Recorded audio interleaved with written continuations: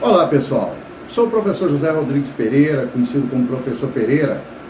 Tenho experiência como professor do ensino superior há praticamente 20 anos e considero fundamental para o administrador que está no mercado de trabalho hoje, no exercício da gestão, que ele tenha uma base conceitual forte, sólida, para que seja referência para suas tomadas de decisão. E nada melhor para adquirir uma base sólida do que conhecer melhor as teorias da administração. E na nossa disciplina, Teoria Geral da Administração, nós temos como base de referência o livro do Hidalberto Chiavenato, que é o próprio título Teoria Geral da Administração, que eu coloco a capa aqui para vocês lembrarem, porque esse livro tem na maioria das bibliotecas da área de administração. Eu quero convidar vocês, nesse primeiro momento, para compartilhar comigo algumas experiências sobre a teoria comportamental da administração. E nós vamos conversar nesse vídeo um pouco sobre a teoria das necessidades de Maslow, do Abraham Maslow, e a teoria dos dois fatores do Herzberg.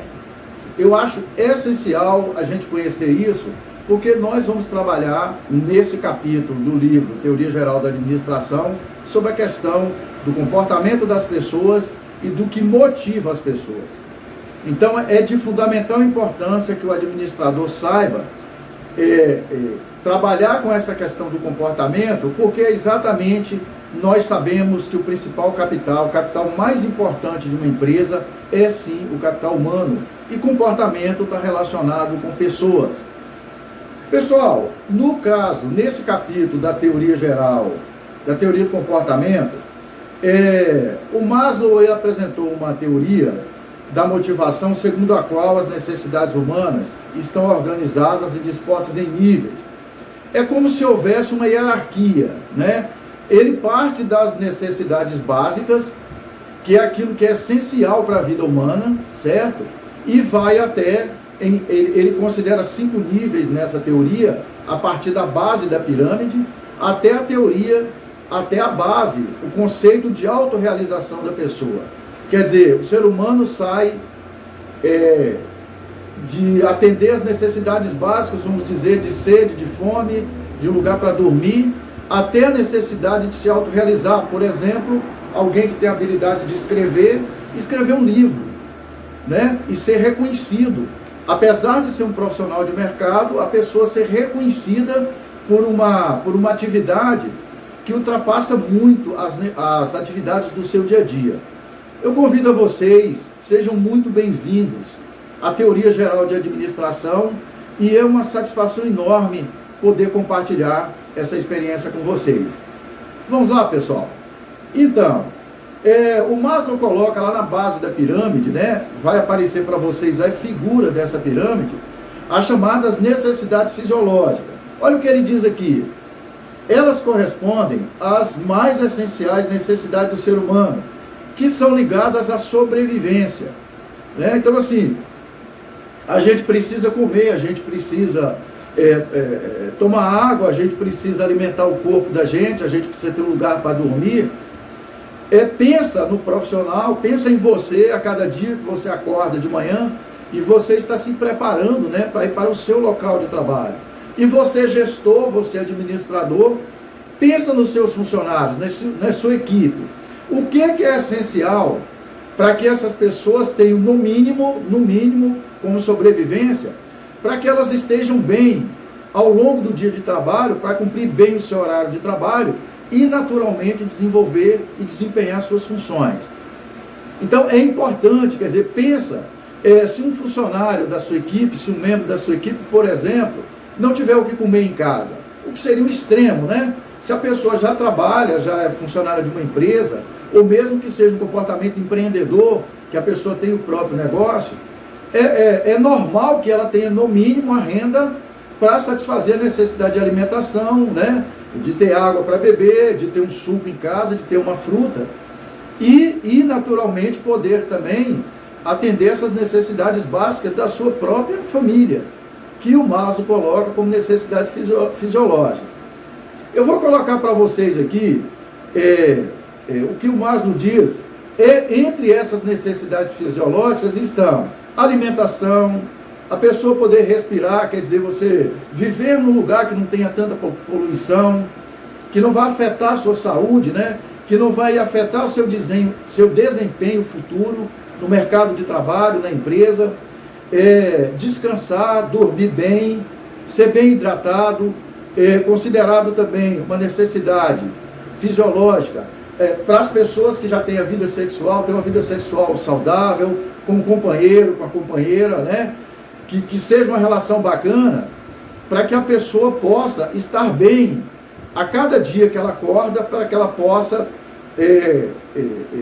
oferecer sua força de trabalho para o mercado e, consequentemente, ter a possibilidade de atingir outros níveis dessa pirâmide das necessidades que o Maslow considera que, a partir do momento que você sobe no nível da pirâmide, possivelmente você estará mais motivado para conquistar um melhor espaço no mercado de trabalho. Então, repetindo, necessidades fisiológicas estão na base da pirâmide, estão interligadas à alimentação, a pessoa respirar, a pessoa dormir bem, a pessoa está sempre bem hidratada, a pessoa está sempre... cuidar do corpo. O que seria cuidar da base, cuidar da sobrevivência. Então, pessoal, partindo para o segundo nível, né, das necessidades da teoria de Maslow, aí vem as necessidades de segurança. Olha o que o Maslow diz aqui no texto. Constitui o segundo nível das necessidades humanas, são representadas por necessidades de segurança e estabilidade, né? Por exemplo, a pessoa viver num ambiente que ela se sente protegida, né? Que ela não está exposta à violência. Por exemplo, o funcionário da sua equipe, da equipe de uma empresa, que ele tem filhos, ele tem uma certa segurança de que o filho dele de manhã, se for uma criança, que ele vai ser levado para a creche, né? Muitas vezes os pais, a mãe dessa criança também trabalha fora, que é muito comum hoje no mercado de trabalho, e essa pessoa passar o dia na empresa trabalhando e ter certeza que o filho dela, o filhinho, a filhinha, não está seguindo nenhum risco, por exemplo, de ser vítima de uma bala perdida na rua, né? Sei lá, num bairro de periferia e tal.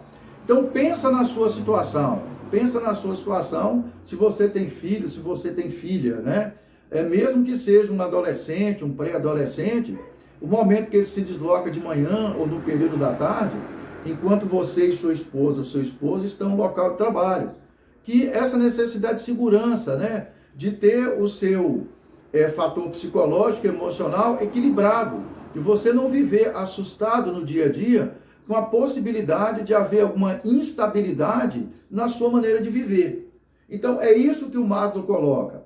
Aí, o que ele diz aqui, e esse texto está na nossa apostila. Olha, quando o indivíduo é dominado por necessidades de segurança, o seu organismo no todo age como um mecanismo de procura de segurança.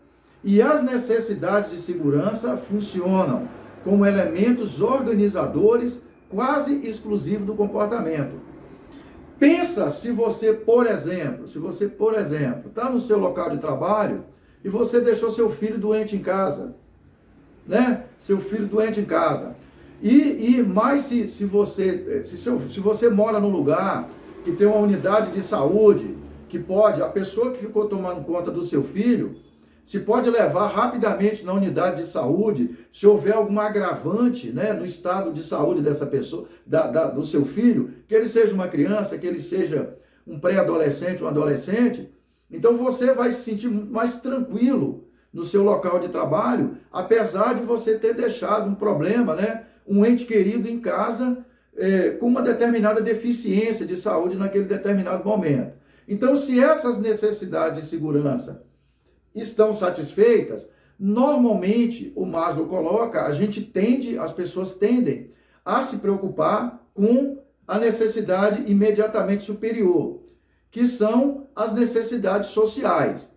Ou seja, o que representa essas necessidades sociais? Você já tem as necessidades fisiológicas atendidas, né? Alimentação, hidratação, um lugar para morar e tal. Aí você se sente uma pessoa mais segura, mais estável, né? No ambiente onde você vive e particularmente no ambiente onde você trabalha. Aí vem as chamadas necessidades sociais, que é o terceiro estágio da pirâmide que o Maslow coloca como fundamental, por exemplo, como um conjunto de ingredientes que, à medida que uma necessidade é atendida, a pessoa se sente imediatamente estimulada a atender, a buscar o atendimento de outras necessidades. Então vamos lá. São necessidades sociais: amizades, socialização, aceitação em novos grupos, aceitação de afeto, né? De você estar bem, com o seu emocional bem, com o seu estado psicológico bem, para se relacionar com seus amigos, com seus colegas de trabalho, com a sua família. Aí entra, por exemplo, na vida prática, você se associar a um clube, poder no fim de semana ou numa noite durante a semana, levar seus filhos, levar sua família a um clube para estar com os amigos. Tem pessoas que gostam de jogar um baralho, tem pessoas que gostam de jogar sinuca, tem pessoas que gostam de jogar um futebol, jogar um vôlei, né? Sei lá, no fim de semana que está com o sol quente, tomar um banho de piscina, relaxar. Quem gosta de tomar uma cervejinha, fazer um churrasco com os amigos. Então, a partir do momento que você já tem uma certa estabilidade ali nas necessidades fisiológicas e necessidade de segurança, a tendência é você fortalecer vínculo com o seu ciclo de relacionamento, né? O seu ciclo de relacionamento, que a gente fala de você fortalecer os seus afetos. O que são afetos? É você, por exemplo, estar no local de trabalho na sexta-feira, você está bem, você está produzindo, você está com a cabeça legal, e aí você fala: caramba, que bom que amanhã, durante o sábado, eu estarei no clube da minha cidade ou do meu bairro com os meus amigos para passar um dia confraternizando com essas pessoas. Ou que no sábado à noite, um casal de amigos convide você, sua esposa, ou amigos seus convidem vocês, por exemplo, para participar de uma comemoração de aniversário de alguém. Percebe, pessoal? E aí o Maslow coloca o seguinte, que a partir do momento que você consegue atender direitinho esse terceiro nível das necessidades, a pessoa começa a se preocupar com as chamadas necessidades de estima, né? O que são necessidades de estima? São necessidades de você, estão baseadas em você ser reconhecido por alguma coisa que você faz, né? Pensa que você, por exemplo, pessoas que moram num bairro, onde tem uma associação de moradores, né? Que você faz parte de uma categoria trabalhista que tem um sindicato e que você participa efetivamente das ações que nós poderíamos dizer desse coletivo. E você passa a ser ali uma pessoa reconhecida por aquela participação e por aquela contribuição que você proporciona para esse grupo. Pensa que você frequenta alguma denominação religiosa, né? A Igreja Católica, uma denominação espírita, uma denominação evangélica, um bandista, do candomblé, de um grupo religioso. E que você é uma pessoa que está sempre ali participando das atividades daquele grupo. E que você percebe, por exemplo, no olhar das pessoas, quando você chega numa reunião, a satisfação que aquelas pessoas têm de encontrar você ali. E isso, pessoal, independe da classe social, isso independe da sua condição socioeconômica, né? Você pode estar em qualquer nível socioeconômico e você ser reconhecido e você ser querido pelas pessoas que participam desse grupo que você também participa.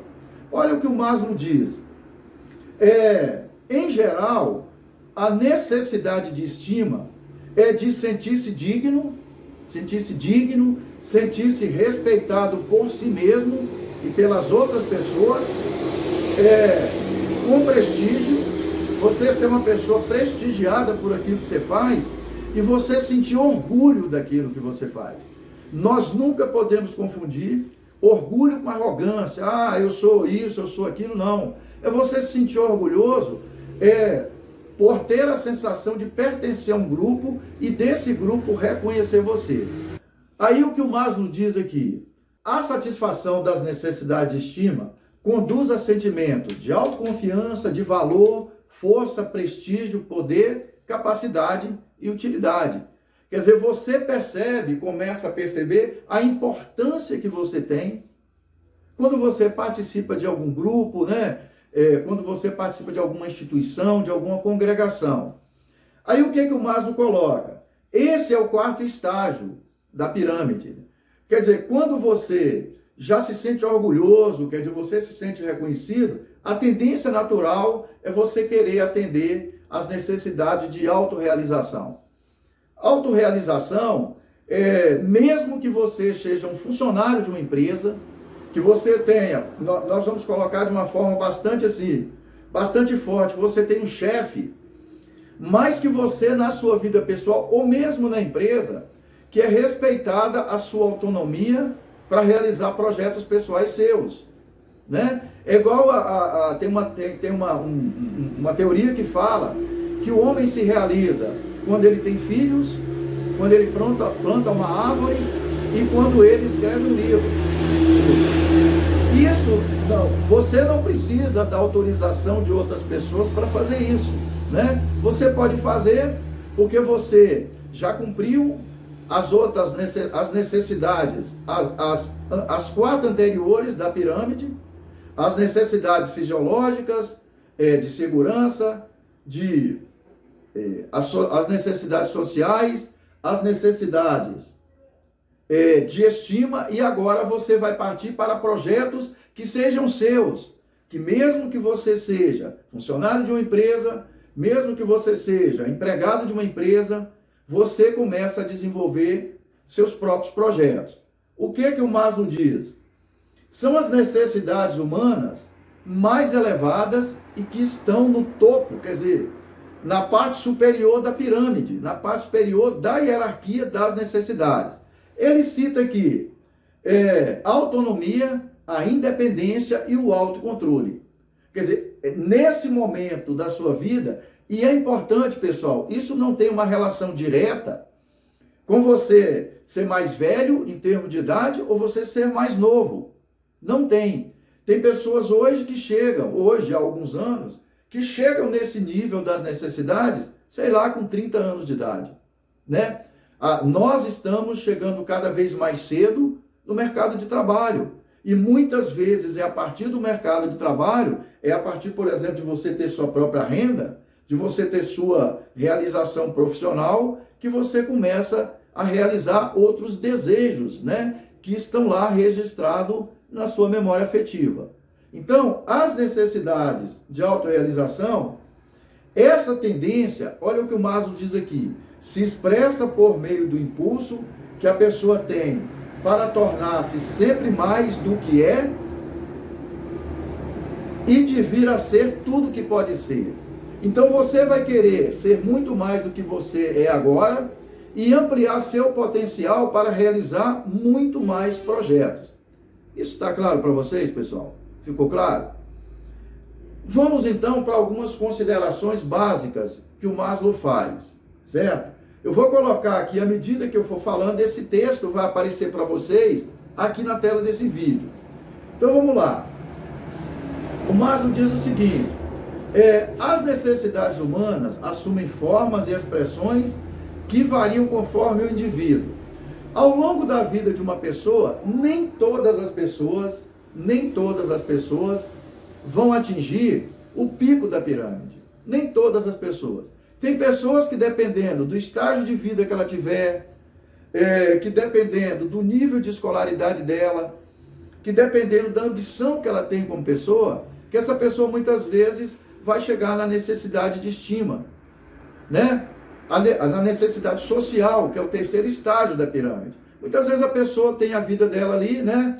Ela tem o que comer, ela tem onde dormir, ela tem água para tomar em casa e tal, já tem uma certa segurança de um lugar para morar, escola para os filhos. É o que eu falo, às vezes a pessoa quer ali durante a semana jogar um futebol com os amigos, participar do churrasquinho da galera e tal, e para essa pessoa, ela está satisfeita com isso, né? É como se o nível máximo de satisfação atendida já tivesse sido contemplado, né? Então, assim, depende muito de cada pessoa e depende do tipo de vida que a pessoa leva. Então, ele coloca o seguinte, aí, dependendo são vários aspectos que o Márcio coloca, eu vou citar 3 aqui, tem mais alguns na apostila de vocês que vocês vão estudar aí. Ó, somente quando o nível inferior de necessidade está satisfeito, é que o nível imediatamente mais elevado surge do comportamento da pessoa. Imagina, nós vamos colocar de uma forma trágica aqui, imagina que uma pessoa que esteja passando fome, né? Que ela não consegue atender a necessidade física dela, de ter água para beber, de ter um lugar para dormir, um lugar decente para dormir, né? Por que essa pessoa estaria preocupada em autorrealização, se ela não consegue nem ter o que comer? Então, a partir do momento, mas atendida essa necessidade, imediatamente a pessoa tendo o que comer, tendo onde dormir, ela vai procurar atender as necessidades, por exemplo, de segurança, né? E aí, outro aspecto que ele coloca, que aí eu falei, nem todas as pessoas conseguem chegar ao topo da pirâmide das necessidades. A gente já destacou isso aqui. E um terceiro aspecto de outros que temos na nossa apostila, quando as necessidades mais básicas, mais baixas, estão satisfeitas, as necessidades localizadas nos níveis mais elevados passam a dominar o comportamento. Todo dia a pessoa tem o que comer, tem onde dormir, tem água para se hidratar. Se a pessoa tem um relacionamento sexual saudável, bacana, tranquilo, isso aí já vira uma coisa normal para a pessoa. Automaticamente ela passa a se preocupar com outras questões. Pessoal, a teoria das necessidades de Maslow, ela é essencial, ela é fundamental. Mais para frente a gente vai verificar, né, no nosso material de estudo, como é que, por exemplo, você conhecendo essa teoria, como é que você, quando for gerente, né, de uma equipe, dono de uma empresa, onde você tem uma equipe de funcionários que trabalham para você, tendo consciência e tendo conhecimento dessa teoria, o que você pode desenvolver de ações dentro da sua empresa, ou na empresa onde você é o gerente, onde você é o diretor, para que seus funcionários possam ter essas necessidades atendidas.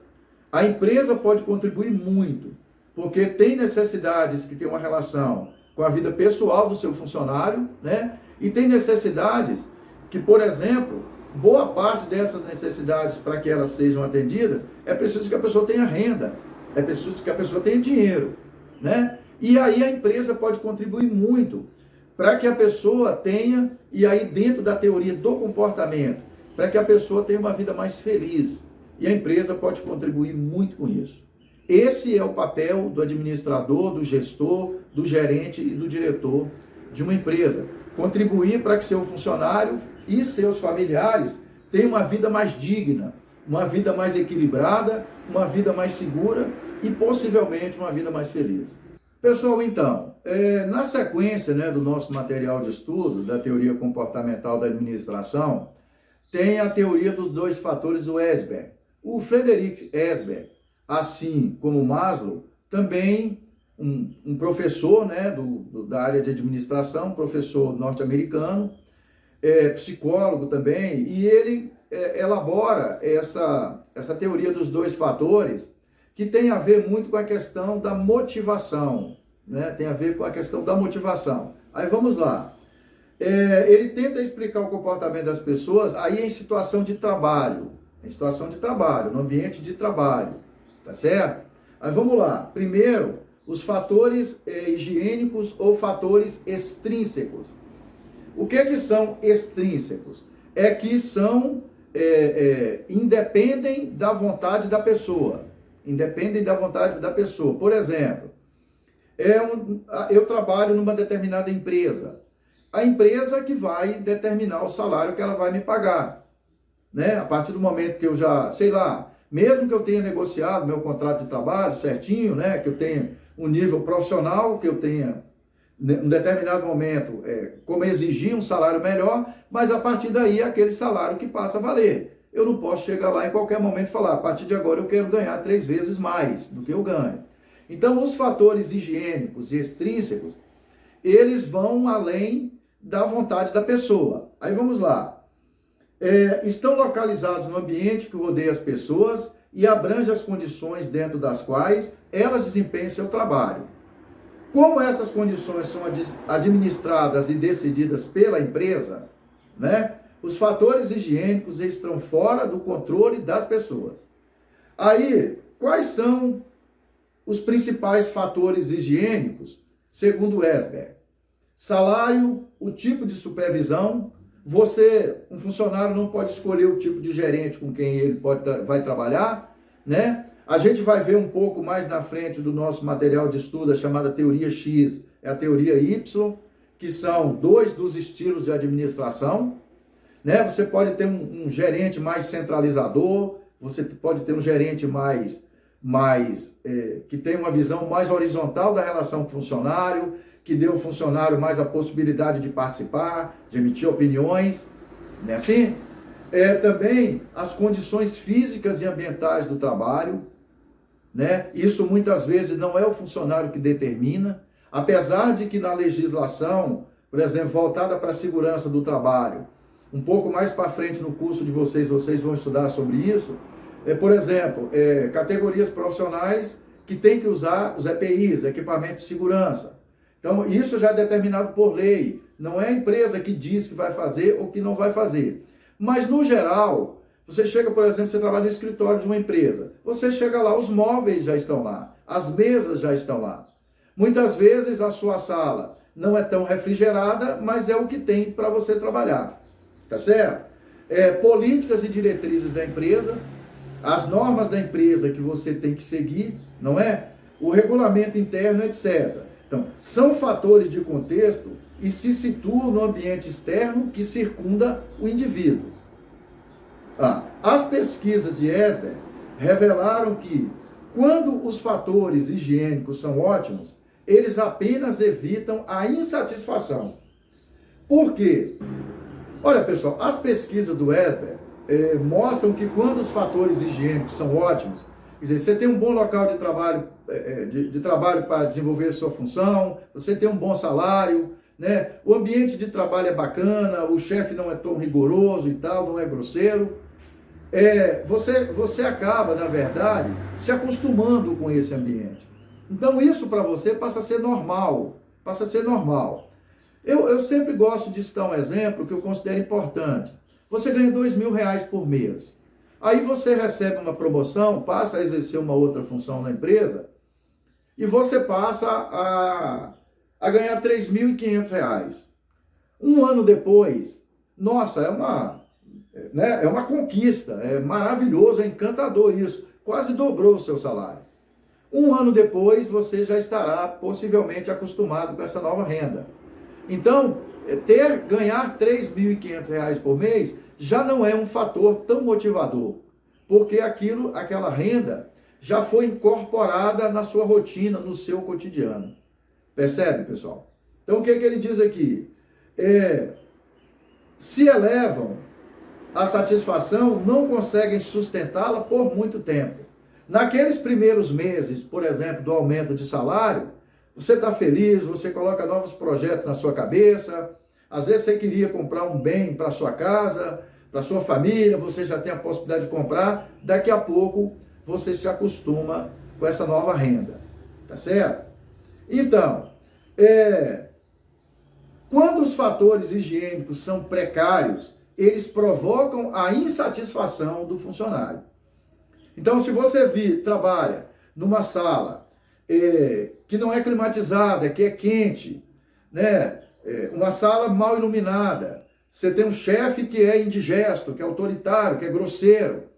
Normalmente, a tendência natural é você trabalhar insatisfeito.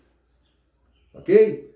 E aí vem o segundo aspecto que o Esber coloca. Primeiro, para a gente não esquecer, são os fatores higiênicos. E depois, os fatores motivacionais. Ou fatores intrínsecos. Aquilo que é intrínseco é porque está na pessoa, está em você, está em cada pessoa.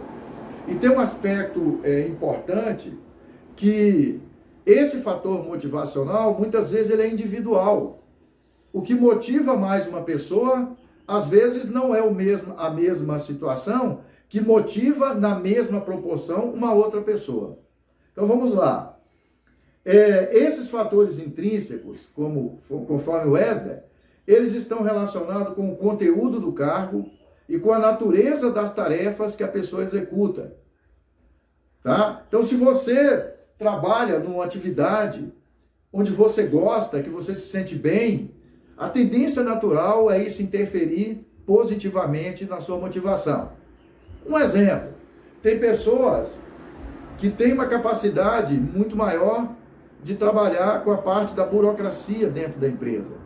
Trabalhar com papéis, trabalhar com números, trabalhar com cálculos, trabalhar com estatísticas. E tem pessoas que têm uma capacidade muito mais acentuada de trabalhar com pessoas, com outros seres humanos. Por exemplo, no atendimento ao cliente, quando a empresa tem uma relação direta, né, com o cliente que vem de fora, ou relacionar com fornecedores, negociar com fornecedores, negociar com clientes via telefone ou via redes sociais. Então, se essa pessoa, que se a gente fala que ela está exercendo uma função onde ela gosta, onde ela está mais qualificada emocionalmente e psicologicamente, a tendência natural é essa pessoa estar mais motivada. Para finalizar, esses dois tópicos, assim, de forma breve, que nós estamos colocando sobre os fatores do Esber, eu quero só destacar uma questão para vocês. Olha, quando os fatores motivacionais são ótimos, quer dizer, quando você trabalha num lugar que você se sente bem, eles provocam a satisfação das pessoas. Porém, quando são precários, eles evitam essa satisfação. Então, para a gente finalizar, o Esber, ele pressupõe aqui alguns aspectos. Eu destaquei dois, estão aí no nosso material de ensino, que é o seguinte: a satisfação no cargo depende dos fatores motivacionais ou satisfacientes. Quer dizer, satisfação está relacionada com a motivação da pessoa. O conteúdo ou atividades desafiantes e estimulantes do cargo desempenhado pela pessoa. Quer dizer, quando você tem uma competência mais acentuada para trabalhar com clientes, trabalhar com seres humanos, quanto mais desafios você tem para cumprir e você cumpre, muito mais satisfeito você estará no seu ambiente de trabalho. Segundo aspecto, a insatisfação do cargo depende dos valores higiênicos, daqueles que o Esber coloca como insatisfacientes. O ambiente de trabalho, salário, benefícios recebidos, supervisão, colegas e contexto geral que envolve o cargo ocupado. Então, satisfação está relacionado aos aspectos motivacionais. Então, pessoal, satisfação no cargo depende dos valores motivacionais que o Esber coloca também como satisfacientes, certo? Quer dizer, o conteúdo ou atividades desafiantes e estimulantes do cargo desempenhado pela pessoa. Está dentro de cada pessoa. E a insatisfação no cargo depende dos fatores higiênicos ou insatisfacientes. O ambiente de trabalho, salário, benefícios recebidos, supervisão, colegas e contexto geral que envolve o cargo ocupado. Eu convido vocês para continuar o estudo do nosso material. A teoria comportamental é um pouco mais ampla do que esses dois aspectos que nós colocamos aqui nesse vídeo, né? Que é a teoria das necessidades do Maslow e os fatores do Esber. E com certeza eu continuo com um prazer muito grande de poder compartilhar essa experiência com vocês, de dialogar com vocês sobre os conteúdos que constam na disciplina Teoria Geral da Administração 2, nesse vídeo aqui e num próximo vídeo que nós vamos oferecer para vocês na parte de Teoria Comportamental da Administração. Muito obrigado, pessoal.